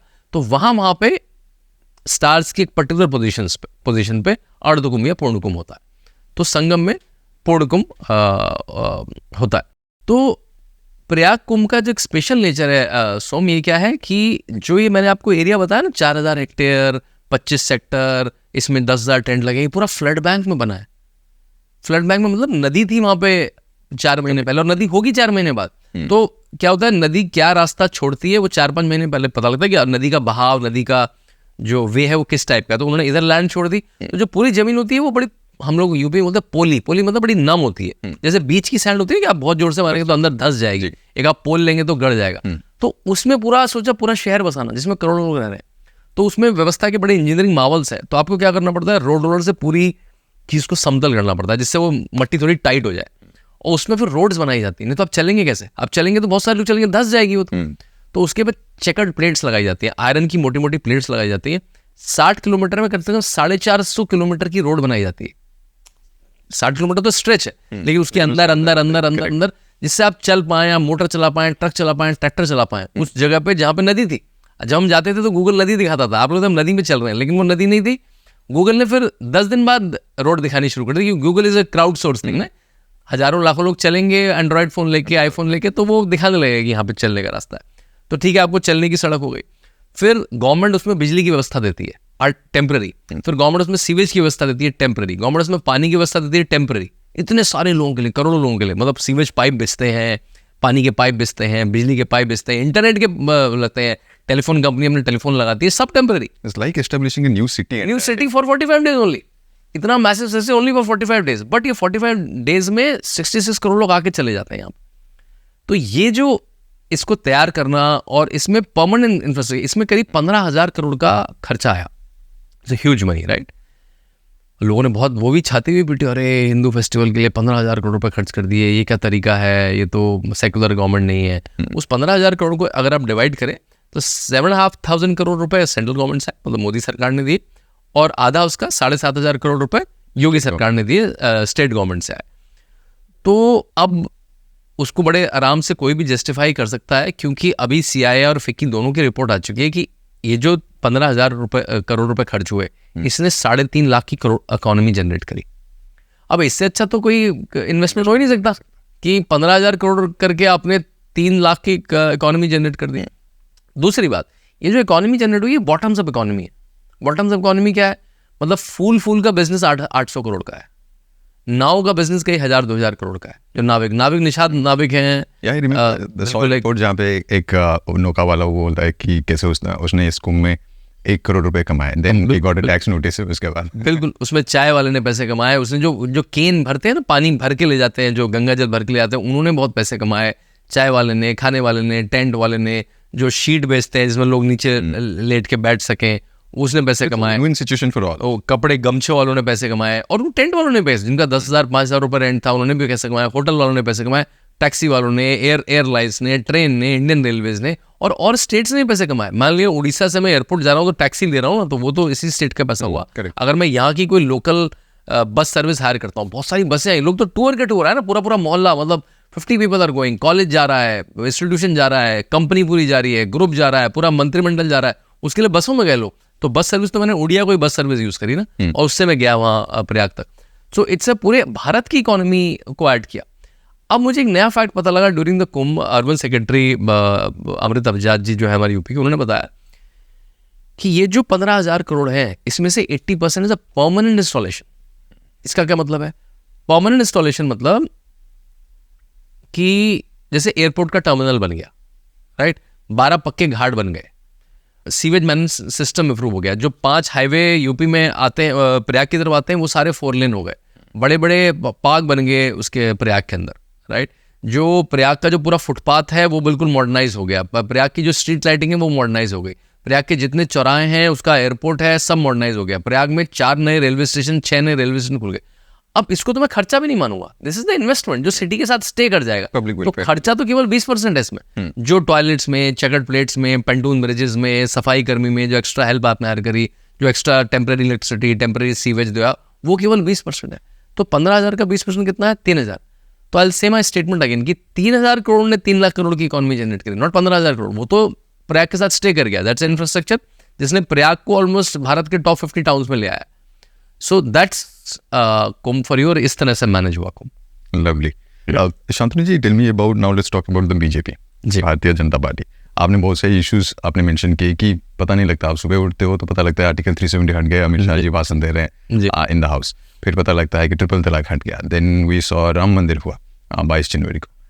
अभी बीजेपी के क्या क्या इश्यूज है? क्योंकि ऐसा लग रहा है कि ये जो पिछले 10 साल जो रहे हैं बीजेपी के, they so quickly completing all the जो मैनिफेस्टो होते हैं उसमें जो प्रोमिसेस होते हैं इतने क्विकली कर रहे हैं, अब लग रहा है कि कोई टॉपिक बचा ही नहीं है. अब क्या होगा नेक्स्ट? देखिए, कब को लेके भी बहुत सारी बातें होती है. हाँ, दो कोई भी गवर्नमेंट आती है वो दो तरह के काम करती है, करने चाहिए. One or which is materialistic development, कि रोड बन रही है, एयरपोर्ट बन रहा है, लोग पढ़ रहे हैं, हॉस्पिटल्स अच्छे हो रहे हैं, एम्स बन रहे हैं, IITs बन रहे हैं, एम्स बन रहे हैं. उसमें तो नरेंद्र मोदी सरकार ने अमेजिंग काम किया ही है. मतलब जितने IITs बन गए हैं, जितने IIMs बन गए हैं, जितने एम्स बन गए हैं, जितने मेडिकल कॉलेज बन गए हैं, right, that's amazing, right. Bharat की रोड जिस तरह की हो गई, आपने देखा होगा नितिन गडकरी जी से लेकर ऑन ए स्प्री ना, मतलब हम पता है कि हम लोग, मैं ऋषिकेश में रहा हूँ काफ़ी लंबे समय, अब मैं NCR में रहता हूँ, पहले मैं 8-9 घंटे लगते थे, अब 3.5-4 घंटे में पहुँच जाते हैं. नाउ इज सेइंग देहरादून में 2 घंटे में पहुँचा दूंगा. देहरादून 2 घंटे में कैसे पहुँच जाएंगे, right. So he is changing the sense of, he is giving it, the roads are giving tough competition to aviation. आदमी को लगेगा 2 घंटे में पहुँच रहा हूँ तो फ्लाइट क्यों लेनी है मुझे, राइट. तो दैट्स वन, राइट, जो मटीरियल इंफ्रास्ट्रक्चर है. दूसरा है कि आपका जो स्पिरिचुअल इंफ्रास्ट्रक्चर है उसको आपने कैसे स्ट्रॉन्ग कर, मतलब कॉरिडोर्स पे कॉरिडोर्स बने जा रहे हैं, चाहे काशी कॉरिडोर है, चाहे उज्जैन कॉरिडोर है, चाहे सोमनाथ कॉरिडोर है, आपके टेम्पल्स वृहत हो जा रहे हैं. तो temple economy is adding a significant amount to our GDPs, right, because जब टेम्पल इकोनॉमी होती है, temple is a big economy. जब आप जाते हैं तो वहाँ पर ट्रैवल करते हैं, आप खर्च करते हैं, आप होटल में रहते हैं, वहाँ रहते हैं, पुजारी को पैसे देते हैं, कलावा खरीदते हैं, मूर्ति खरीदते हैं, खाना खाते हैं, नाव में जाते हैं, you do lot of things, right. So वो टेम्पल इकोनॉमी को भी बढ़ावा मिल रहा है. तो ये जो दोनों चीज़ें हैं, इसमें दोनों में बढ़ावा मिला है, राइट. अब आपको पता है कि अब करना क्या है. देखिए, क्योंकि भारत की ग्रोथ को इतना सप्रेस किया गया पिछले 70 साल से, तो दोनों साइड में बहुत कुछ करने को है, आइडियोलॉजिकल फ्रंट पे भी, स्पिरिचुअल फ्रंट पे भी, और मटेरियलिस्टिक फ्रंट पे भी, राइट. जहाँ रोड्स नहीं है वहाँ रोड्स बननी है, एयरपोर्ट्स और बनने हैं, वो होता रहेगा, राइट. ऑन आइडियोलॉजिकल फ्रंट जो बीजेपी की एक अपनी कोर स्ट्रेंथ है, उसमें मेरे ख्याल से जो बड़ी चीज़ें बची है, one is UCC, uniform civil code, कि भाई धर्म के आधार पे, जो हमारे कॉन्स्टिट्यूशन में इंस्टीट्यूशनलाइज भी है कि धर्म के आधार पे कुछ अलग अलग ना हो, लेकिन वो आ गया भाई, उधर ऑलमोस्ट आधा शरिया चल रहा है. ट्रिपल तलाक बल्कि उस कड़ी में एक कदम था कि भाई जैसे और जगह डाइवोर्स को ट्रीट किया जाएगा, मुस्लिम समाज में वैसे किया जाएगा. वक्फ उसकी तरफ एक और स्टेप है ना. सुप्रीम कोर्ट उसमें कुछ कह रहा है, देखते हैं कितना हो पाता है. तो I think UCC is one of their major steps जो आने वाला है. मेरे ख्याल से जो पाक ऑक्यूपाइड कश्मीर है, that's one of the major things. और अब बोलना शुरू कर दिया, पहली बार हमने सुनना शुरू करा है कि पाक ऑक्यूपाइड कश्मीर के लिए क्या ट्रीटमेंट होगा. That's one of our second thing. I think how India will be treated in the international community. UNSC seat जो हमें आज तक नहीं मिली है, UN सिक्योरिटी काउंसिल में जो हमें सीट नहीं मिली है, और उसके अराउंड जैसे कैनवसिंग कर रही है India, BJP, Indian government, that might be the third thing.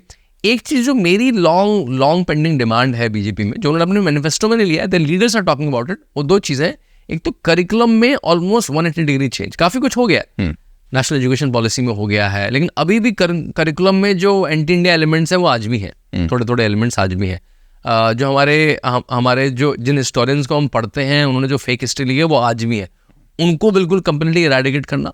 दूसरा, जो टेम्पल्स हैं उनको गवर्नमेंट के कंट्रोल से छोड़ना. ये आई थिंक अगर आपके पॉडकास्ट के माध्यम से गवर्नमेंट का कोई आदमी, जो फ्री टेम्पल मूवमेंट है, Hindu money for the Hindu cause, ये दो अगर अपने मैनिफेस्टो में ऐड कर ले, तो एवरी सनातनी, every Hindu will be far more happy कि अगर मैं काशी विश्वनाथ की हुंडी में पैसा चढ़ा के आता हूँ तो मेरा मन है वो हिंदू कॉज के लिए लगे, वो सड़क बनाने में और इसमें नहीं लगे. क्योंकि सड़क बनाने के लिए तो मैं टैक्स, जब मैं कार खरीदता हूँ तो रोड टैक्स दे ही रहा हूँ. आइडिया इट वाज कि जब कोई चर्च बनता है तो वहाँ पे जो फंडिंग आता है, it will be used for the Christians. हाँ, वो क्योंकि वो तो प्राइवेटली मैनेज है इस्लामिक कॉज के लिए. बट जब हिंदुओं की बातें आती हैं तो टेम्पल्स जो फंड्स आते हैं, वहाँ पे डोनेशंस आते हैं, वो जेनेरिक फंड में चले जाते हैं, वो जेनेरिक फंड में चले जाते हैं. So who decided that? यार ये अंग्रेजों के टाइम से चला आ रहा है, जब अंग्रेजों ने देखा कि इतना सारा पैसा इन टेम्पल्स के बाद है ना, बाकी तो किसी का पैसा नहीं था. हिंदू आदमी धार्मिक है, वो आदमी हमारे तो दान दया की भावना बहुत पुरानी है. दानवीर बोला जाता है, जो दान ज़्यादा करता है उसको दानवीर बोला जाता है. तो हमारे यहाँ तिरुपति से लेकर शिरडी से लेकर काशी विश्वनाथ से लेकर बड़ा बड़ा दान आता है। तो किसी गवर्नमेंट ने चेंज क्यों नहीं किया इसको? गवर्नमेंट ने इसको कभी चीज नहीं करा थी। हाँ, अभी उसको 10 साल में उसको नहीं कर पाते। देखिए क्या है, हमने खुद ही कहा कि 10 साल में इतनी सारी चीजें, हर चीज का रेजिस्टेंस आएगा। कोई भी सोम क्या होता है, अच्छी बुरी कोई भी परंपरा हो, अगर वो बहुत सालों के लिए हो जाती है तो उसको चेंज करना मुश्किल होता है, इवन बुरी चीज को, क्योंकि फिर समाज और पूरी सोसाइटी उसके अराउंड इंस्टीट्यूशनलाइज हो जाती है। तो अगर आज आप टेम्पल को प्राइवेटाइज करते भी हैं तो कौन उसको मैनेज करेगा, उसके लिए कौन सी समिति बनेगी, कौन उसमें क्लेमेंट आएगा। तो जैसे अभी नया टेम्पल है अयोध्या, वो बिल्कुल नीट है, वो नए फ्रेश स्लेट से शुरू हुआ, उसकी एक प्राइवेट कमेटी है। अयोध्या से प्राइवेट टेम्पल, प्राइवेट टेम्पल मतलब गवर्नमेंट का कोई कंट्रोल नहीं है। गवर्नमेंट का एक रिप्रेजेंटेटिव है, आई थिंक 2 रिप्रेजेंटेटिव है, एक शायद होम सेक्रेटरी होता है और एक डीएम, जो भी डीएम उस समय का होगा, जो भी डीएम होगा, 12 या 15 लोगों की टीम में तो डीएम होगा, दैट्स फाइन। वो अभी भी हो सकता है, जो नई व्यवस्था है उसमें हो सकता है कि भाई जगन्नाथपुरी है, उसमें इतने लोगों की टीम है, उसमें एक लोकल गवर्नमेंट के लिए, एक एडमिनिस्ट्रेशन के लिए हो सकता है, उसको पुलिस की व्यवस्था देनी है, उसको भीड़ की व्यवस्था देनी है, फायर की व्यवस्था देनी है, वो हो सकता है। तो मेरे ख्याल से ये जो 3-4 डिमांड है ये गवर्नमेंट करना चाहेगी। यूसीसी है, टेम्पल कंट्रोल है, करिकुलम में कंप्लीट चेंज है, विदेशों की जो अपनी नीति है, यूएनएससी, पाक ऑक्यूपाइड कश्मीर, मेरे ख्याल से ये उनके 4-5 काम होंगे। एंड जो मोदी जी ने कहा है कि भारत की इकोनॉमी को 5 ट्रिलियन में लेके जाना। भारत अभी 5वीं सबसे बड़ी इकोनॉमी है, अभी हम कुछ ही दिनों में जापान को टेक ओवर कर लेंगे, हम 4थी हो जाएंगे, उसके बाद हम 2nd तक तो आ ही जाएंगे 2047 तक। तो उसके लिए जो हमारा जो पेसअप होगा, I think these 2 work, 5 trillion economy and cultural renaissance of India should continue. I think Modi ji के फैंस बहुत खुश हो जाएंगे वो पीओके का रेफरेंस सुन के। तो अभी उन्होंने दिया भाई, डॉक्टर जयशंकर ने दिया कि पीओके जैसी आ जाता है सारी प्रॉब्लम सॉल्व हो जाएंगी। International, not an Indian interview, in international interview he give that reference. Correct. तो मुझे वहीं से क्यों मिल रहा है कि अगर उन्होंने इंटरनेशनल लेवल पे बोलना शुरू कर दिया, मतलब तैयारी होनी शुरू हो चुकी है, otherwise they will not start speaking.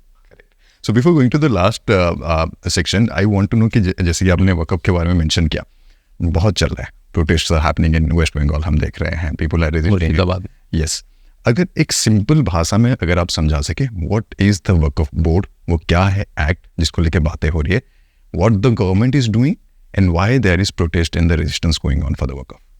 देखिए वक्फ एक्ट क्या था, कांग्रेस, जैसे मैंने बताया, कांग्रेस के पास एक फॉर्मूला था कि मुस्लिम को अपीज करो, वो मुस्लिम को, एक आम मुस्लिम को नहीं, जो मुल्ला मौलवी हैं, जिनके पास एक कंट्रोलिंग पावर है कि जिनके कहने से वोट पड़ता है, उनको कंट्रोल करो, उनको लॉलीपॉप देते रहो। तो वक्फ एक्ट 1954 में कांग्रेस की एक तरह से गिफ्ट थी कि भाई तुम मुझे वोट दो, मैं तुम्हें अपीजमेंट दूंगा। ये कांग्रेस की पुरानी पॉलिसी थी। उन्होंने वक्फ दिया, प्लेसेस ऑफ वर्शिप एक्ट दिया, शाबानो दिया, माइनॉरिटी कमीशन दिया, सच्चर कमेटी की रिपोर्ट दी, बहुत सारी चीज़ें देते रहे और उसको अमेंड करते रहे। एक बार 1995 में अमेंड किया, एक बार 2013 में अमेंड करा।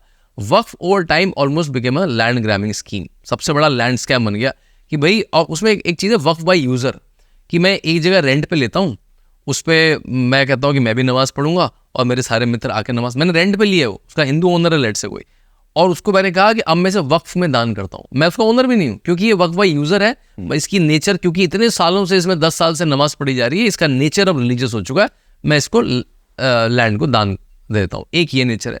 दूसरा क्या नेचर है कि बहुत सारी जो एनिमी प्रॉपर्टीज थी, if you know the concept of enemy properties, जब बहुत सारे लोग जो मुस्लिम लोग थे यहाँ से गए, पाकिस्तान गए, राइट, तो उनकी जो प्रॉपर्टी छोड़ गई, वो कांग्रेस ने ऐसा लॉ बनाया कि वो वक्फ में चली गई, है ना, जबकि वो इंडियन गवर्नमेंट के पास चली जानी चाहिए थी कि वो छोड़ के चले गए। जैसे जो हिंदू लैंड को छोड़ के आए यहाँ पे, वो गवर्नमेंट की हो गई, तो वो लैंड ऐसी। और बहुत सारी लैंड उन्होंने धीरे धीरे ग्रैब कर दी। मतलब अभी तो क्लेम आया कि भाई राष्ट्रपति भवन वक्फ की लैंड पे है, फलाना हॉस्पिटल एम्स वक्फ की लैंड में। क्या है, how they claim and how it becomes legal कि नहीं? एक तो मंदिर है जो 1500 साल पुराना, मतलब जो इस्लाम के पहले मंदिर बना हुआ है ना, इस्लाम इज न्यूअर, वो उस टेम्पल से, वो टेम्पल इज ओल्डर देन इस्लाम, वो वक्फ की लैंड है।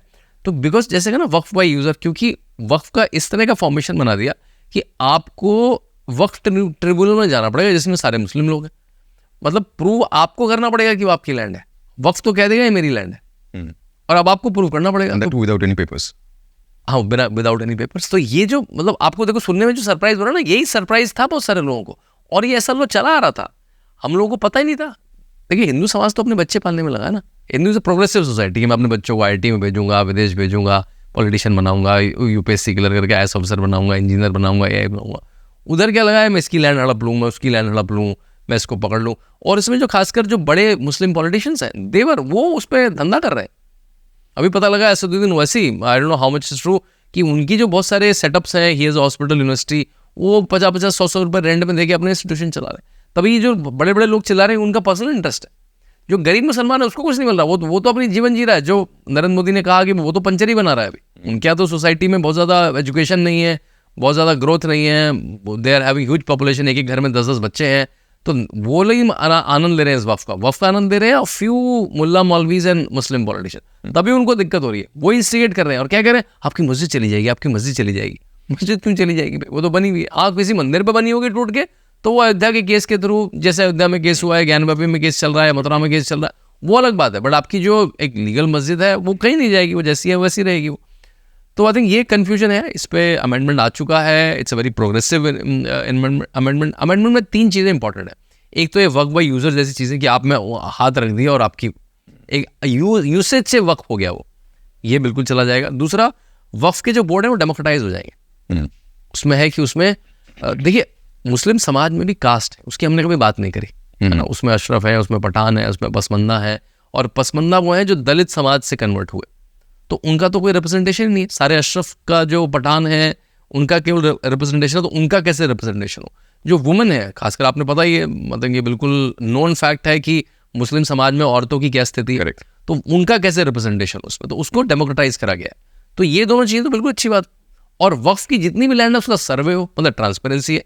तो किसको ट्रांसपेरेंसी से, किसको डेमोक्रेटाइज करने से, और किसको वक्फ बाय यूजर जैसे इलीगल चीज़ से जिसको दिक्कत होगी, वो वहाँ पे सड़कों पे आएगा और दंगा करेगा। तो the reason the protest is happening, what is the cause behind it? The cause वो किसी ने कह दिया मस्जिद चली जाएंगी, मस्जिद चली जाएंगी, हमारा लॉ है, हमारा लॉ है, और उन्होंने चिल्लाना शुरू कर दिया। और कर क्या रहे हैं, हिंदू औरतों को तंग कर रहे हैं, हिंदू औरतों को मार रहे हैं, हिंदू औरतों को मॉलेस्ट कर रहे हैं। आप अगर आपको प्रदर्शन करना भी है, लेट्स से आप अपनी विधानसभा के सामने जाइए, आप किसी कोर्ट के सामने जाइए, आप किसी पुलिस के सामने जाइए, किसी नेता के सामने जाइए, अपना रिप्रेजेंटेशन दीजिए। आप हिंदू औरतों को मार के, उनको पीट के, उनका बलात्कार करके, उनको रेप थ्रेट्स दे के आप कैसे दिखा रहे हैं कि मैं वक्फ एक्ट के सपोर्ट में हूँ या उसके विरोध में हूँ? और ये सब जब हो रहा है तो ममता बनर्जी मुल्ला मौलवियों से मिल रही, उनको मिलना किससे चाहिए? उनको पीड़ितों से मिलना चाहिए, जो विक्टिम है उससे मिलना चाहिए। वो एक तरह से स्टैंड कर रही है साइलेंटली कि आप तुम करते रहो, मैं आपके साथ खड़ी हूँ। और वो कह रही है कि भाई आप इस समाज को इतना तंग कर रहे हो, मुस्लिम समाज को, एक दिन वो खड़ा हो गया तो क्या होगा? मतलब आप ऑलमोस्ट इंस्टिगेट कर रही है उनको। और अब योगी आदित्यनाथ को, मतलब योगी आदित्यनाथ ने यूपी में कंट्रोल किया, उन्होंने तो वक्फ के सर्वे भी शुरू करवा दिया यूपी में। जैसे ही वक्फ एक्ट अभी पास हुआ, उन्होंने वक्फ के सर्वे शुरू करवा दिए, जो वक्फ की चीजें थी वो शुरू करवा दी उन्होंने। और यहाँ पे शुभेंदु अधिकारी ने कहा कि we need a Yogi like chief minister in, Yogi like model in West Bengal. Mamata Banerjee Yogi तो भोगी है। जब आप पर्सनल कमेंट्री में उतर गए, मतलब आपके पास आर्गुमेंट खत्म हो गए। करेक्ट। तो हाँ, दैट्स हाउ इट्स अनफोल्डिंग। या तो Shantanu ji, let's talk about the last segment थोड़ा, क्योंकि अपकमिंग इलेक्शंस आने वाले हैं। Let's talk about Bihar. Bihar की जब हम लोग बातें करते हैं तो वो गाना एकदम रिकॉल हो जाता है कि आइए ना हमारा बिहार में। यूपी की जो हालत थी, जो बीमारू स्टेट हम लोग कहते थे, बीमारू में जो ब है वो इज बिहार। हाँ, बीमारू है, उसमें राजस्थान भी था, उसमें एमपी भी था, उसमें यूपी भी था। यूपी बिहार को तो सबसे बैकवर्ड माना जाता था। हाँ, तो उसको बीमारू स्टेट कहा जाता है। ये भी कहा जाता है कि जो डेवलपमेंट है आप बिहार में कर लो, पूरा देश में डेवलपमेंट हो जाएगा। उस तरह के जाइब्स आते हैं, बिहार के लोग हर जगह पे होते हैं। ये ऐसा जनरलाइजेशन बिहार का क्यों है? After such a long time, इतना समय हमें मिला, फिर भी बिहार में वही हालत है। हम लोग देख रहे हैं कि 40 लाख का क्लॉक टावर बन रहा है, उसको लेकर बहुत बातें होती हैं। कहीं पे रेलवे ट्रैक कोई ले गया है, कहीं पे बिल्डिंग गायब हो रही है, तो ऐसे बहुत से न्यूज़ आते हैं। How do you see that? What's your perception as a political analyst कि why Bihar is like that, और Bihar is often generalised like that? बिल्कुल ठीक कहा आपने। बिहार एक हिस्टोरिकली डेवलप नहीं हो पाया बहुत ज़्यादा, वहाँ की इस तरह की पॉलिटिक्स रही। दूसरा, 1990 के बाद से, जब से यूपी में मुलायम सिंह यादव और बिहार में लालू प्रसाद यादव आए, दोनों स्टेट्स का पतन शुरू हो गया, डाउनफॉल शुरू हो गया, क्योंकि इनकी पॉलिटिक्स केवल अपनी कास्ट को कैटर करना था। देखिए, मैंने कहा ना, अगर आपको इंसेंटिव है काम करने का, तभी आप काम करेंगे एज अ पॉलिटिशियन, राइट? आपको पता लग रहा है कि मुझे तो वोट ऐसे ही मिल रहा है, थोड़ा यादव बोल दूँ, थोड़ा मुस्लिम बोल दूँ, उनको अपीस कर दूँ, मैं काम से तो वोट मिल ही नहीं रहा है, तो कोई इंसेंटिव ही नहीं है। तो मैं चारा घोटाला करूँ, मैं IRCTC से घोटाला करूँ, उससे पैसे कमाऊँ, अपने बच्चों को, अपनी फैमिली को बड़ा करूँ, उनको पैसे कमाऊँ, उनको एक लाइफस्टाइल दूँ, दिल्ली में फार्म हाउस बना लूँ। वो इंसेंटिव रहा लालू प्रसाद यादव की फैमिली का। अखिलेश यादव की फैमिली का रहा कि अखिलेश यादव को ऑस्ट्रेलिया पढ़ने भेज दूँ, अखिलेश यादव ने अपनी बच्ची को लंदन पढ़ने भेज दिया, यहाँ घर बना लूँ, वहाँ घर बना लूँ।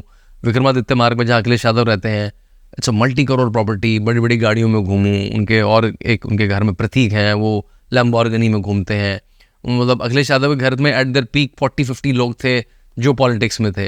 तो it's a family development program चलता रहा उत्तर प्रदेश और बिहार में, एग्जैक्टली सेम नेचर था, है ना। उस पर क्या नाम, महारानी बोल के पूरा एपिसोड बना है, किस तरह से वो मतलब आपके घर में शादी है तो आप फर्नीचर की दुकान से उठा के ले, आपके घर में शादी है तो 50 कारें आप कार के शोरूम से उठा के चलाए, क्योंकि आपकी सरकार चल रही है, राइट। और ये सब करते समय ये सब करते हुए भी तेजस्वी यादव जो लालू प्रसाद यादव के पुत्र है वो केवल 9वीं पास है। मतलब आपको हो सकता है मेरे पिता चीफ मिनिस्टर, मेरी माता चीफ मिनिस्टर, लेकिन मैंने सोचा कि यार मुझे क्या करना है पढ़ लिखना तो और होगा, मैं तो राजा हूँ अपने आप। तो वो 9 तक पढ़े, मतलब देखिए would have went to best of the schools, लेकिन वो केवल 9 तक पढ़े, मतलब उतनी भी मेहनत नहीं करी कि भाई मैं घर से जाके स्कूल चला जाऊँ, राइट। तो ये जो स्टेट था, जो इसमें फिर नीतीश कुमार आए, he came as a fresh air. Nitish Kumar का जो पहला कार्यकाल रहा वो बहुत ब्रिलियंट रहा। उन्होंने लड़कियों को साइकिलें बांटी, उन्होंने गन कंट्रोल खत्म करा, उन्होंने रूरल तक सड़कें बनाई, उन्होंने रूरल लाइवलीहुड शुरू करा। सेकेंड टर्म से मुझे लगता है एक पॉलिटिकल एम्बिशन उनमें आ गया, पॉलिटिकल एम्बिशन कि मुझे प्राइम मिनिस्टर बनना है, मुझे नेशनल पॉलिटिक्स में जाना है। तो वो जो बीजेपी के साथ जो उनका गठबंधन था, कभी टूटता था, कभी बनता था, कभी उसके साथ जाते थे, उसके साथ जाते थे, उनको तरह तरह के नाम भी दिए गए। हाँ, उनको पलटू राम ये सब बोला गया, ठीक है, वो तो आपको बल्कि पॉलिटिशियन के लिए बोलने से कुछ नहीं होगा, लेकिन उससे बिहार को बड़ा नुकसान हुआ।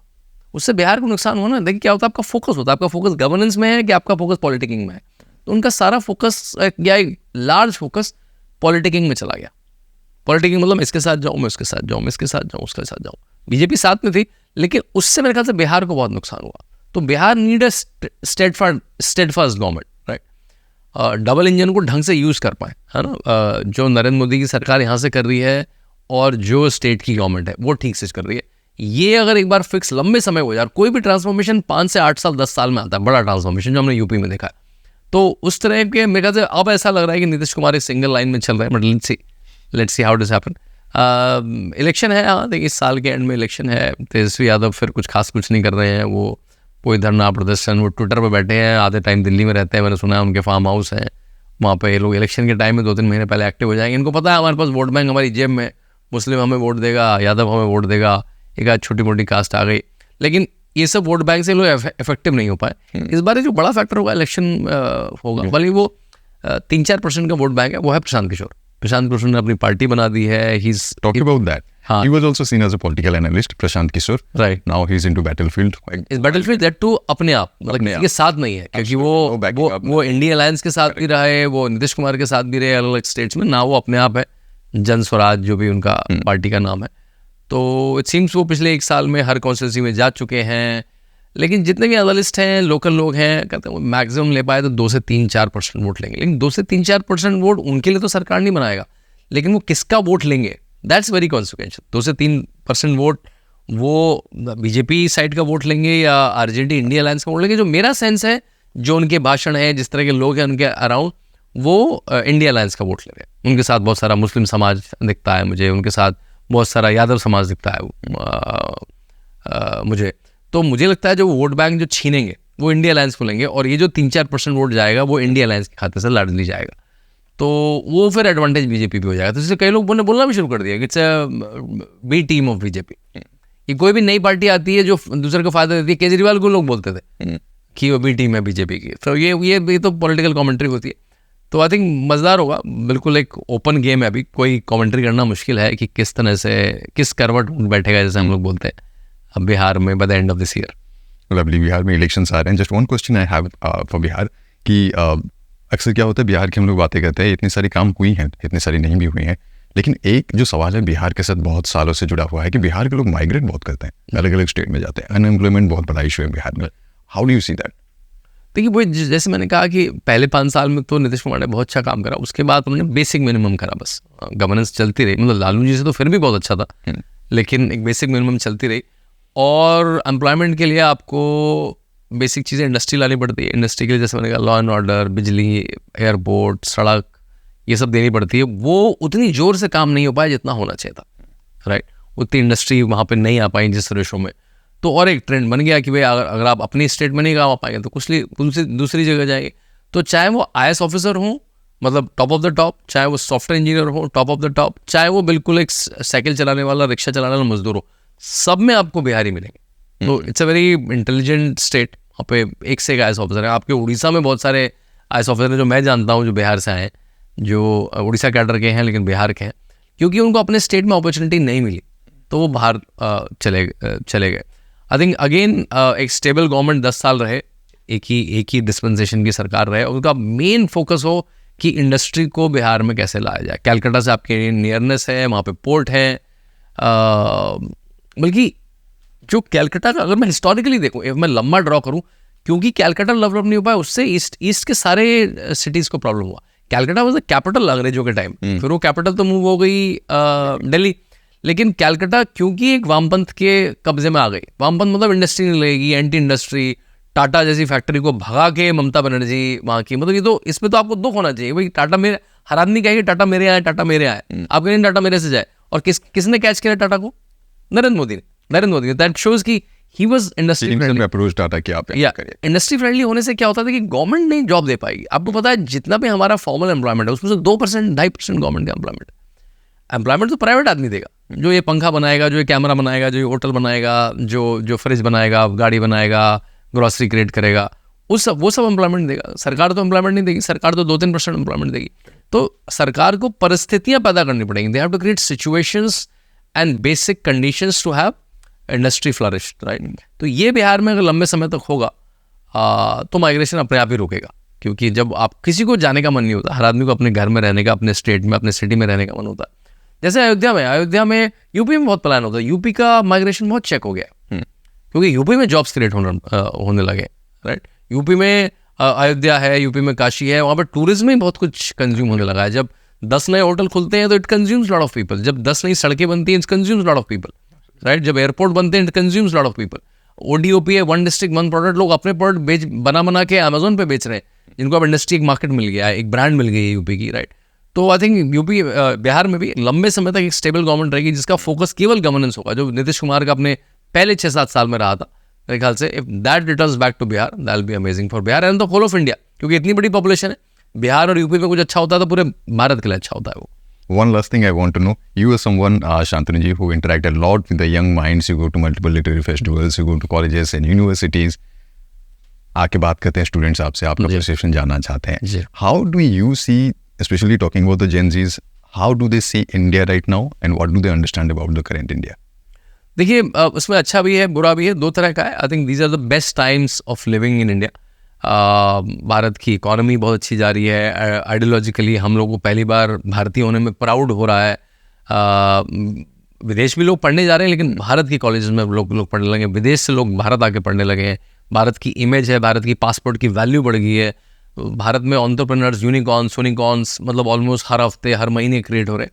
सो आई थिंक पहला मैसेज मेरा यूथ के लिए होगा कि it's amazing time to be entrepreneur, right. अपना कुछ क्रिएट करें, चाहे कंटेंट क्रिएट करें, चाहे ओला की तरह स्कूटर क्रिएट करें, कार क्रिएट करें, बैटरी क्रिएट करें.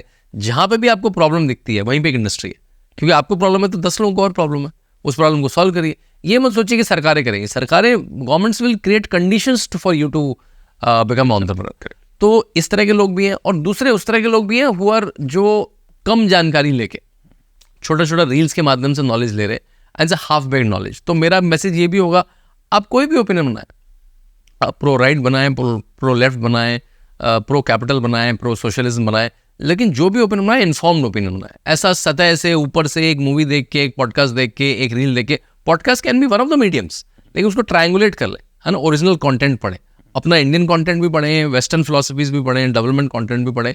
तो ये अच्छा टाइम है टू ग्रो करने का. आई थिंक जैसे नरेंद्र मोदी ने कहा था, एक कविता गाई थी कि यही समय है, सही समय है, भारत का अनमोल समय है. तो अनमोल समय है इसमें. इस समय इट्स पर्सनल ग्रोथ के लिए और to contribute in countries growth, in states growth. It's amazing time. Superb. Thank you so much Shantanu ji for connecting with us. मुझे लगता है कि जिस तरह से हमने डिफरेंट टॉपिक्स के बारे में बात की, जो टॉपिक्स हम छूना चाहते थे, बिहार हो गया, यूपी हो गया, अबाउट योर कुंभ एक्सपीरियंस हो गया, मुझे लगता है कि बहुत अच्छा लगेगा व्यूअर्स को. So in every podcast we ask our guest कि how was the experience with the podcast. So if you can tell us about it कि आपका कैसा एक्सपीरियंस रहा with me, with our team and on OD podcast. How was your experience? It's amazing. आपने short time में organise कर लिया. It's amazing conversation. Lovely, will be enjoyed. Thank you so much. Thank you.